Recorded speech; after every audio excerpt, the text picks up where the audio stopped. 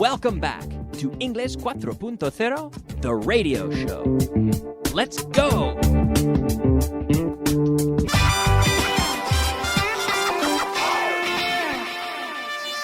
Intermediate. All right, hello, welcome back. Welcome to Class 82, Intermediate students. And let's see what were we doing yesterday? Let's see. Of course. The verb to see. Yeah. Every day I see. Yesterday I saw. Lately I have seen. Now, be careful with the pronunciation. See, saw, seen. See, saw, S-A-W, saw. Just like a saw that we use to cut wood. Saw. Imagine you're at the dentist.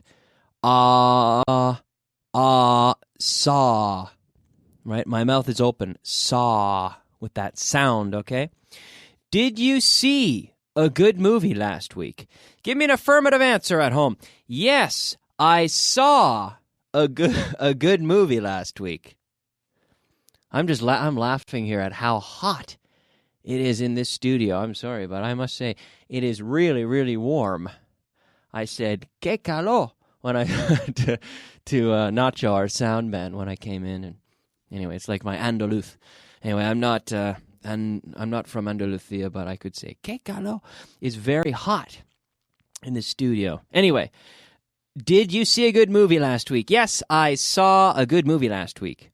Have you seen the latest exposition in the Prado Museum? Yes, I have seen it. I've seen it. Have you seen all the Rocky movies?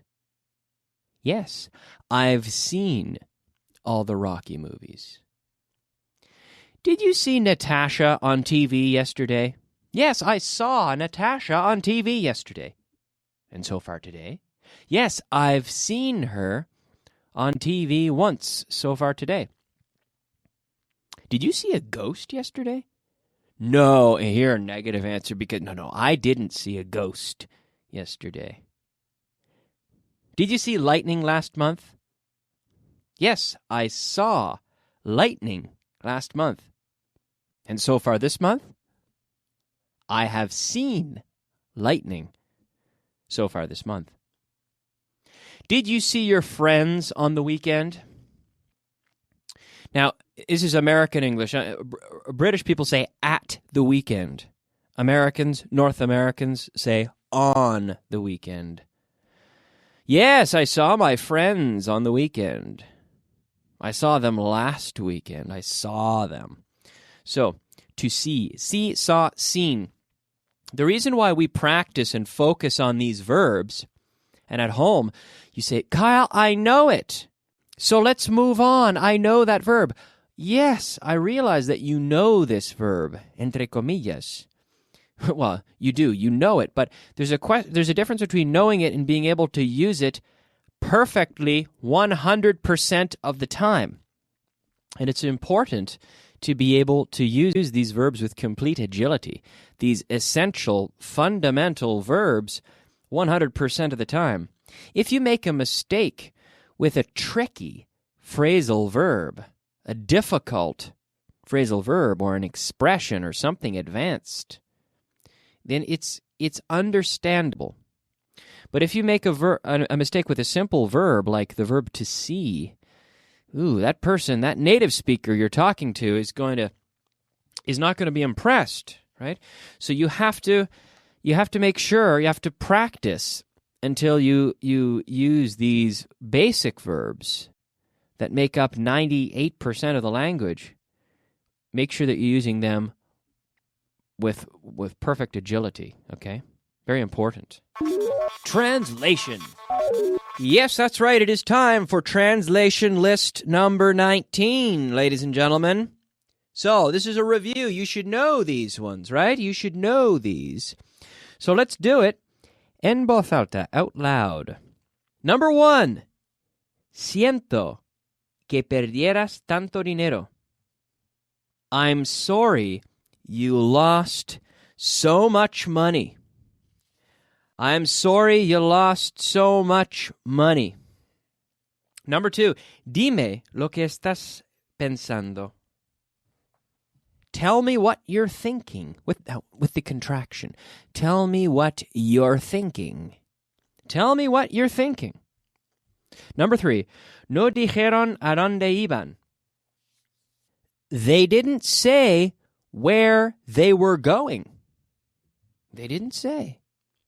Number 4, ella estaba segura de que ganaría la apuesta. She was sure she would win the bet. The bet, la apuesta, the bet. She was sure she would win the bet. Number 5, ¿a dónde vas? Where are you going? Number 6, ¿qué haces? What are you doing? Number 7, ¿es esto lo que quieres? Is this what you want? Number 8, estoy sorprendido por los resultados. I'm surprised by the results. I'm surprised by the results. Number 9, nadie creía que terminarían tan pronto. Nobody thought. Nobody thought. Creía. Nobody thought they would finish so soon. Nobody. Nobody thought they would finish so soon. Number 10. Forman un equipo fantástico. They make a fantastic team. Yes, those teachers on Aprende Inglés TV, wow, they make a fantastic team. I think so. Number 11. Trabajan bien juntos. And the teachers and the students, they work well together. Se entienden los unos a los otros. That's number 12. They understand each other. They understand each other. Yes, they understand each other. There you go. That was translation list 19. And now it's time to move on. It's time to move on. Word of the day. Yes, ladies and gentlemen, it is time for our word of the day. Our word of the day today, this is a good one. In fact, it's 2 words in English. We use a preposition, and we say, well, in Spanish, al azar. In English, at random. At random. I'll bet you didn't know that, did you? Did you know that word? At random. Ending with an M. R-A-N-D-O-M. Most of my students at the intermediate level do not know that. Al azar, at random. Okay, so at home, think of a number at random. Now, are you thinking of the number 7? Are you? Oh, good. Maybe you are. Oh, good. Oh, all right. I just guessed. I just guessed at random. Maybe you thought of 7. Maybe you didn't. I don't know. At random. There are computer programs now that, well, not now. Have been computer programs for a very long time that try to generate numbers at random. And this is good for certain, for generating passwords and security features. Random numbers are very useful. Random, at random. So if you win the lottery, winning the lottery is essentially random. Someone randomly wins. There isn't really a system that can help you increase your odds or your probability, right? Just like the people that go, like I've never understood. I mean, I've studied a bit of statistics in my time, but I don't think you have to be a statistical expert to realize that the Christmas lottery, your chances of winning are not going to be any better if you go to the Puerta del Sol and buy your ticket there, or if you go to a certain pueblo. Yet, I find it very interesting that a lot of people seem to think that they'll have a better chance of winning the Christmas lottery or the, El Gordo if they buy their ticket in a certain place. Well, I suppose they're not statistics majors or professors because, it's random. It's totally random, It doesn't depend on where you buy the ticket. Anyway, enough about that. But yeah, I always find it funny. You see people lined up for hours and hours and hours to buy a ticket from a certain stand. Well, I suppose it's, luck, suerte, and maybe you believe in luck, maybe you don't. But I don't believe in luck. That's why I don't like to gamble. And I just, anyway. Okay, it's time to look into something here. Look into something that's important. In fact, the phrasal verb look into, investigar, mirar un asunto o problema. También para considerar, estudiar una posibilidad, to look into, to consider something, or to investigate something. So, will they look into the problem? Yes, they'll look into it. Sometimes, imagine I have a problem with my computer.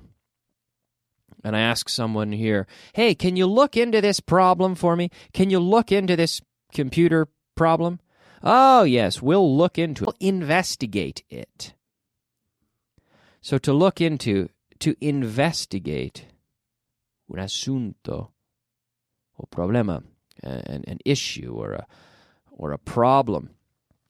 Now, so the police can look into criminal cases, but now it's worth noting that we don't normally say to look into for a very, very serious investigation. To look into is kind of like you're making an effort to investigate something a little bit. You're going to try, but we wouldn't say, oh, the United States government is looking into the situation or the location of bin Laden. We wouldn't say that because look into is not strong enough. It's not a strong enough word. I mean, they're thoroughly investigating it, right? But we could look into someone, let's say someone breaks into my car and steals my radio. The police will say, yeah, okay, we'll look into it. We'll make a little effort for a day or two to see who stole your radio. But we're not going to launch a 5-year investigation with millions of dollars to find your car stereo, okay? But they would do a thorough investigation, but for something like terrorism investigation. But they would not. But they would not look into that because look into is not that strong. But let's practice by giving me some affirmative answers. Have they been looking into it lately? Yes, they've been looking into it lately. Will you look into the matter? Yes, I'll look into the matter. Should we look into it right away? Yes, we should look into it right away. Now, this is non-separable. This means we have the verb and the preposition, and we do not put the article, the subject inside. We do not separate, right? For the other phrasal verbs, like to look up a word in the dictionary. I'm looking up a word in the dictionary. I am looking it up now. So I put the word it between the verb and the preposition because it is separable. But look into is not separable. So we always say look into something. Look into the matter. Even when we use the pronoun it, look into it. I'm looking into it. He's looking into it. She's looking into it. We're looking into it. We're investigating it. Are you looking into it now? Yes, I'm looking into it now. Are the police looking into the theft?